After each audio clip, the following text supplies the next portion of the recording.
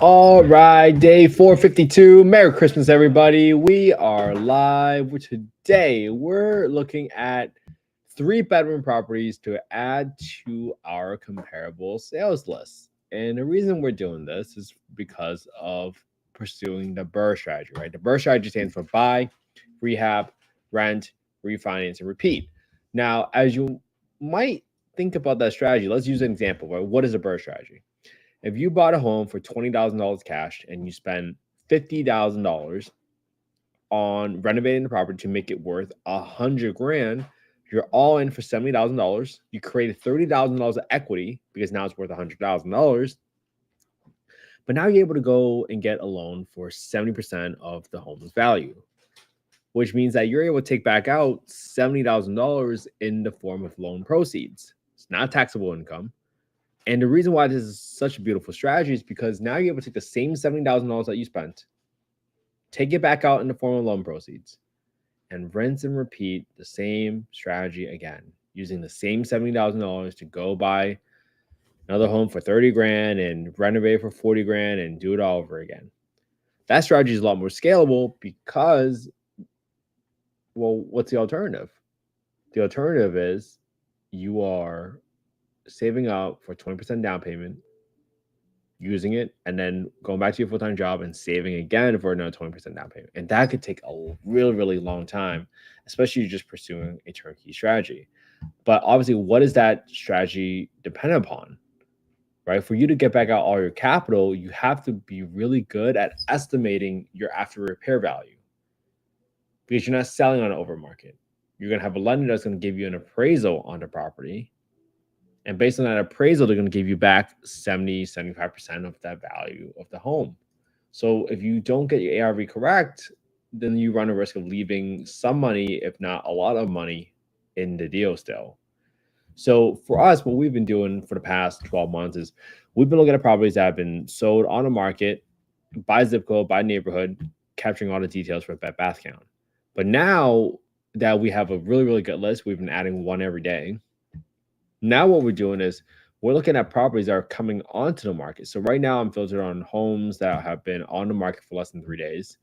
And this home in 820 7th Street West, Birmingham, Alabama, 35204 just came on the market. And this property is 1774 square feet, 0.29 acres, 1774. This was built in 1935. This is being listed for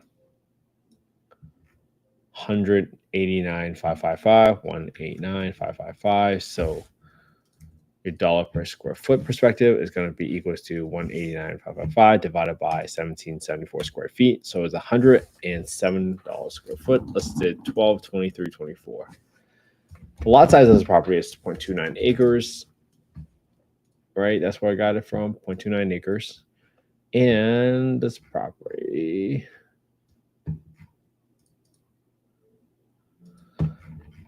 does not have a garage, does not have a basement. No garage, no basement, no shui. And let's see what neighborhood this property is in. I think we just click on a map and I zoom out and I try to understand. This is probably closest to College Hills. College Hills, write that down. College Hills. And that tells me, especially if I have another home, let's say it's another 3-bedroom home, and I want to renovate the home, what will this property be worth after I renovate it? And this property is really interesting because it looks pretty renovated, right? The kitchen, I mean, that's a pretty nice kitchen. They did a little greenish tint on it, but looks like they did flooring, recessed lighting, modern kitchens, modern bathrooms, fully renovated already. Okay. So I'll write fully renovated, green kitchen, modern kitchen and bathroom with recessed lighting, and all paint and flooring has been completed and looks clean. Great. So now I know that this is probably my sort of best case scenario, right? If this property sells for $105, $107 per square foot, that's my ceiling. So I got to make sure that whenever I renovate, when whatever my purchase plus my rehab is, it can't be more than, let's call it $70 to $75 a square foot if this property is selling for $100 a square foot. Okay, something for you to keep in mind.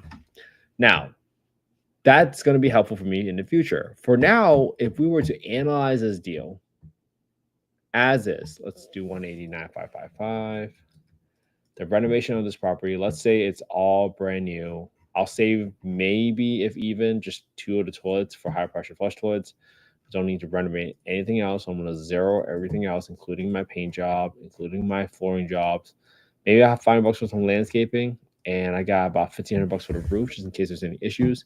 But it gives me a total rehab of simply about, divided by 2, $3,500.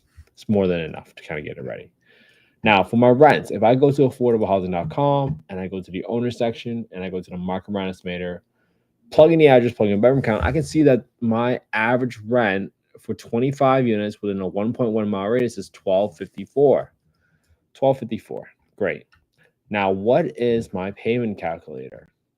Says for my property tax, 97. That's 97. And my homeowner insurance estimate was 147.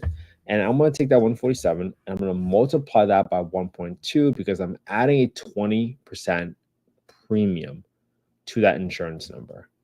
That gives me a 20% insurance premium so that I can understand that, hey, generally insurance companies view investment properties as a riskier asset. So that's why I'm adding a 20% premium by multiplying it by 1.2. I want to be a little bit more conservative here, right? And be realistic. Obviously, double check with your county assessor records for the property taxes before you close. Get an insurance quote before you close so you can verify your numbers before you actually make a decision. Then I'm setting aside 10% of my rent every single month for maintenance, right? This is for me understanding that eventually at some point my roof is going to get replaced. And I don't set aside $125 every single month, and in 100 months from now, I get a roof replacement for $12.5K. I would have been overestimating my profitability because I underestimated my expenses. Right? Don't be that person. Please, please, please always make sure that you are underwriting with maintenance in place. Because if you don't, you're setting yourself up to be grossly overestimating your profitability. Don't be that person. And don't ever trust anyone that says there's no maintenance, right? No matter how turnkey the property is, there's always, always, always going to be maintenance on the property. All right.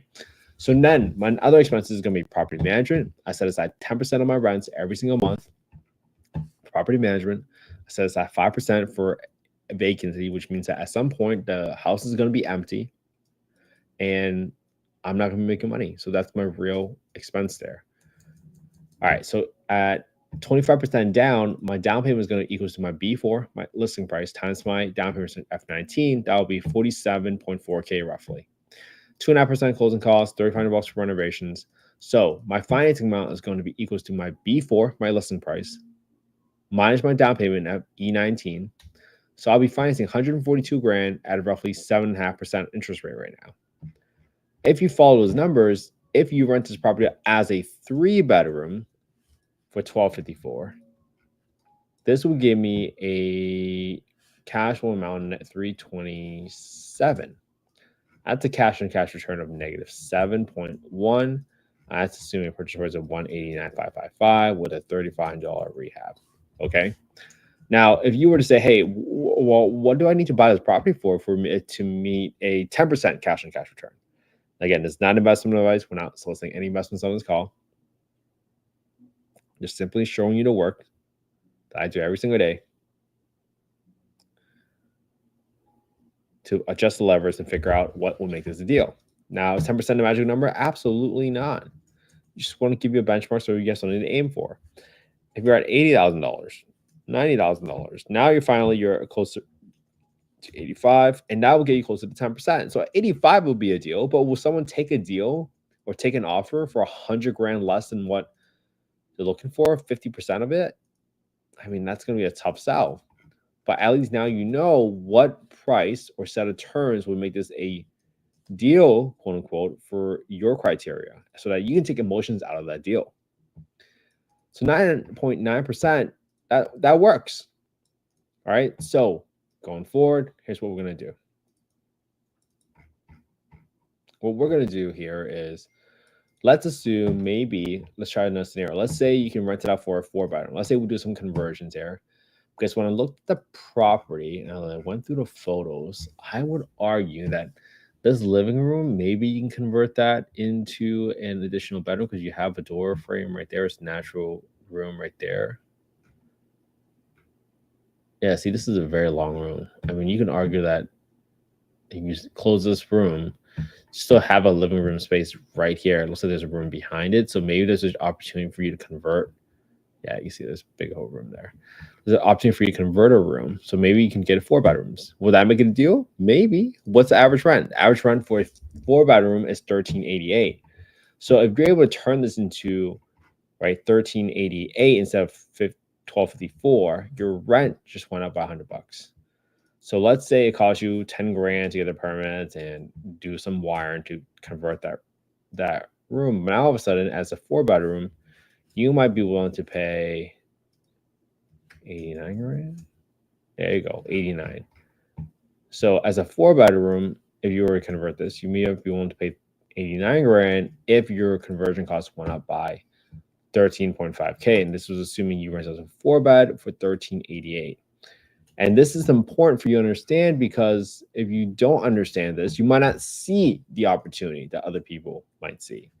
Right? Section 8 pays by bedroom count, not necessarily bathroom count. And that's why if you have these numbers in place, that gives you the opportunity to look at deals creatively using different lens for how to turn this into a deal. Right? So hopefully that was helpful, right? What we did today was we simply added to our list. We said, hey, what does a 3-bedroom look like? We looked at the 3-bedroom by itself and say, hey, what do I need to buy this property for this to be a deal, quote unquote? And even after that, we thought max is 89 grand. Is that a deal? Probably not, but doesn't stop you from underwriting it, right? If you guys want to copy the spreadsheet, go to affordablehousing.io and go to the Get Deal Analysis tool. Merry Christmas, everybody. This is the fastest way for you to get a copy of the spreadsheet. I didn't make the spreadsheet from scratch. I got a few other folks. I modified, I tweaked it, I added my own section so that I can capture these details as fast as possible for my partners. All right, I got all these from other folks. I updated from my own market, my own experience. It's going to be different, especially for the rehab numbers and by market. All right, I hope you all have an amazing Christmas, everybody. Spend some quality time with your family and friends today. So that's what life is all about. But most importantly, I hope you can stay consistent with me. Copy my homework, put it on your own YouTube channel. Because when someone asks you, hey, why do you think this is a deal? You can show them, hey, I've been looking at properties for the past 450 days, and these were all not deals. 452 days.